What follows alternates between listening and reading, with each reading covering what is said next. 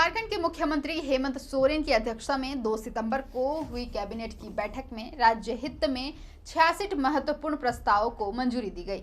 इस बैठक में झारखंड कर्मचारी चयन आयोग यानी जेएसएससी की संयुक्त स्नातक स्तरीय अर्थात सीजीएल परीक्षा को लेकर भी एक बड़ा फैसला लिया गया, जिससे उम्मीदवारों को राहत मिलने की उम्मीद है। बता दें, जेएसएससी द्वारा आयोजित की जाने वाली स्नातक स्तरीय तकनीकी और विशिष्ट योग्यता वाली परीक्षाओं के पदों पर नियुक्ति प्रक्रिया में बड़ा बदलाव किया गया है।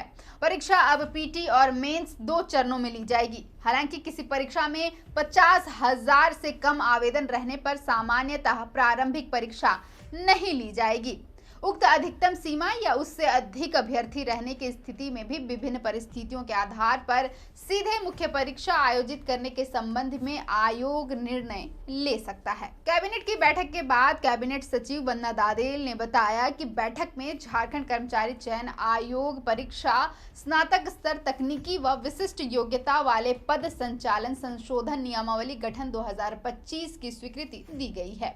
गौरतलब है कि इससे पहले वर्ष 2021 की नियमावली 6 में एक चरण में यानी सिर्फ मुख्य परीक्षा लेने का प्रावधान किया गया था, जिसमें अब संशोधन करते हुए 2 चरणों यथा प्रारंभिक और मुख्य परीक्षा लेने का फैसला लिया गया है। वहीं प्रारंभिक परीक्षा के पैटर्न की बात करें तो जानकारी के अनुसार प्रारंभिक परीक्षा बहुवैकल्पिक अर्थात वस्तुनिष्ठ प्रश्न की होगी।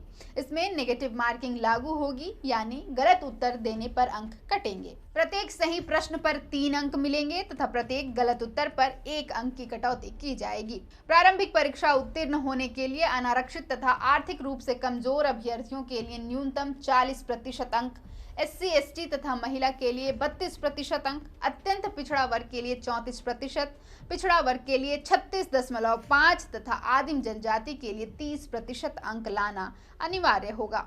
वहीं मुख्य परीक्षा का पैटर्न तथा सिलेबस पूर्व की नियमावली के अनुसार ही लागू होगा।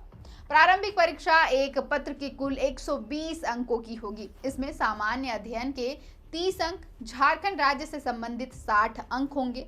सामान्य गणित, सामान्य विज्ञान तथा मानसिक क्षमता जांच से 10-10 प्रश्न पूछे जाएंगे। बीते कई एग्जाम में कथित पेपर लीक के मामले में जेएसएससी विवादों में रही। बीते परीक्षा की बात करें तो जेएसएससी सीजीएल की परीक्षा का आयोजन कई बार टाले जाने के बाद आखिरकार 28 जनवरी 2023 और 4 फरवरी 2024 को शेड्यूल किया गया था।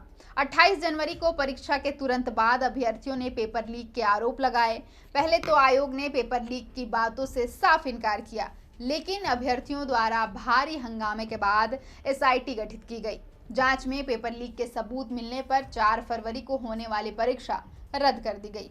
अगली बार यही परीक्षा 21 और 22 दिसंबर 2024 को शेड्यूल करके ली गई। इसमें भी पेपर लीक के आरोप लगे। आयोग ने इस दफे भी पेपर लीक की बातों से इनकार किया। 4 दिसंबर को परीक्षा का परिणाम आया तो इसमें भी गड़बड़ी के आरोप लगे। नए अपडेट के मुताबिक जेएसएससी सीजीएल परीक्षा में कथित पेपर लीक के आरोपों की जांच अब नई एसआईटी करेगी। डीजीपी अनुराग गुप्ता के आदेश पर वरीय आईपीएस अधिकारियों की नई एसआईटी केस की जांच करेगी। गौरतलब है कि पहले ही सीआईडी सितंबर 2024 में हुई परीक्षा में कथित पेपर लीक की जांच कर रही है।